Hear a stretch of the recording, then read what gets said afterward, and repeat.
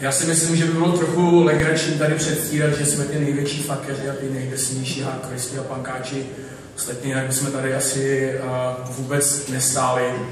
Kapela Hamba je složená ze 4 individualit, každý z nás má na věci odlišný a jiný názor.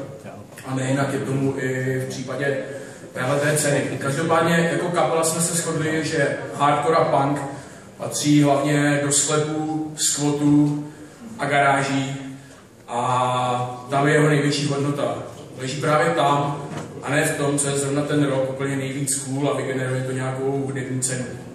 Asi bychom si ji vzali jedině v případě, že by byla trošku větší a těžší, aspoň jako je ten obrázek tamhle třeba, aby jsme ji mohli dát do sběru, ty peníze věnovat antifašistické akci, protože stejně jako oni, i my si myslíme, že proti rasismu, xenofobii a fašismu je nutno bojovat naprosto všemi prostředky v současné době a je to mnohem důležitější než jakákoliv cena, tím spíš, jestli je spojená třeba s nějakou estrádou. Takže děkujeme moc krát, ale tohle je vlastně pro ty sběrné suroviny vlastně úplně zbytečný, takže my to tady necháme a radši na to uděláme nějaký benefit. Díky.